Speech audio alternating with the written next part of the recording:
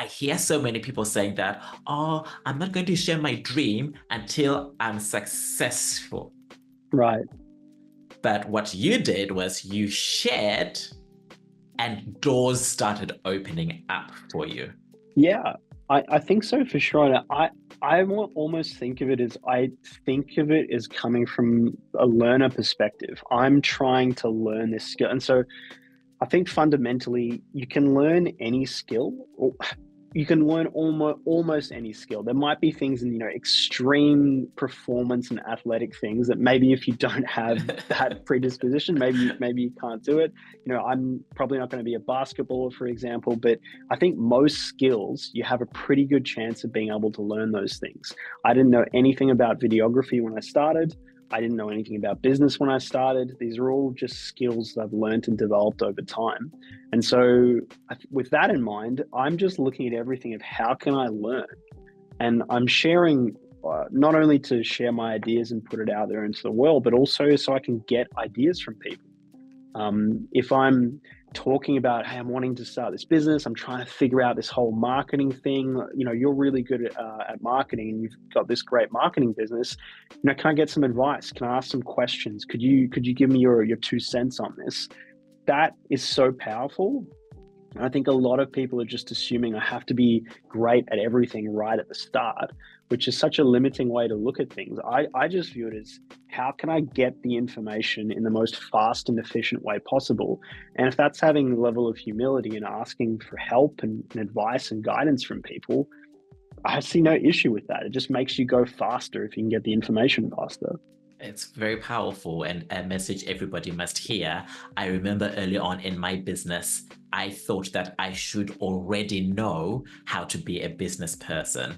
And because I thought I should already know, I never asked for help, which led to um, running out of money, being close to being bankrupt, and actually being homeless because Right. I was too proud to ask for help. But another Mm, way said was I thought I should already know. And I was crippled by shame because mm. this belief of I should already know was holding me back. What I love about your story is you're saying you come from the growth mindset. Yeah. I don't know. Let me ask as many people and everybody out there. Yeah. And it has A, been of service to you. Yeah. A friend of mine said it in such a blunt and simple way, but he's like, man, the fastest way to figure things out is just find someone who's done it, ask them how they've done it, and then just copy what they've done. It's like a hack, like it's an absolute hack because you just do it, like it halves the amount of time. And he said that in like such a casual and just blunt way. I'm like, but it's so true. Like me not asking anyone from help and going through all the pain and time it takes to learn something versus just finding someone who's really good and be like, hey, can you show me how you did that? And most people are really open to showing you. Mm. Now, as you've been building Purpose Productions, what does Purpose Productions mean to you? Like, what keeps you going in all of this? Yeah, I think these days Purpose Productions has more so become about how can I do business really well and build something I'm proud of. And so as I've gotten more and more into this, I've been doing this for 7 years now. I really view it as there are these different disciplines like finance, marketing, project management, systems and operations, vision. Like there's these different parts of a business. And what really excites me is getting really good at this whole process and being able to look at an entire business and say, I've built something great.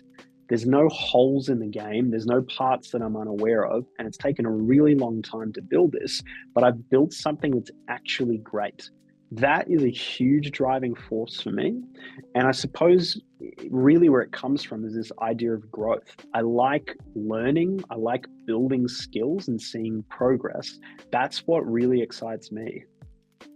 Amazing. So, what I'm also hearing is that you're clear about your values there that help you fuel purpose production, growth, learning, and the outcomes that come out of that. Yeah. And one of those tapes that I listened to years and years ago, I think it was something like the guy was saying, like look how a tree grows. Like a tree grows as tall as it can be. It doesn't grow part or half. It's designed to grow all, assuming it has nutrients and light. That thing's designed to be all that it can be. Whereas humans, we limit ourselves so much and be less that we can be. And so I view that in the same way of everything that I'm trying to do. What's the natural progression of that? If I'm doing something like my martial arts, which jujitsu, the end goal is to get to a black belt. Of course, that's a really hard goal. It's going to take a very, very long time. But I view that as it's a natural consequence of starting that thing. That should be the goal. And in a similar way to business, it should be getting good at everything involved to build a great business. Or if it's writing a book, the end goal should be publishing that book and getting it to as many people as possible and writing a really good book that people will get value from. That's how I view these different things that I'm pursuing. What is always very clear in your speaking is the specificity of what you want or your purpose as well Mm, in everything you're saying. And that seems to be a common theme with the people I interview. Very clear mm, purpose and mission, and always something greater than their circumstances, in essence. So for many people, starting a business or seeing your life may be like, well, that's good for you. That's not me. So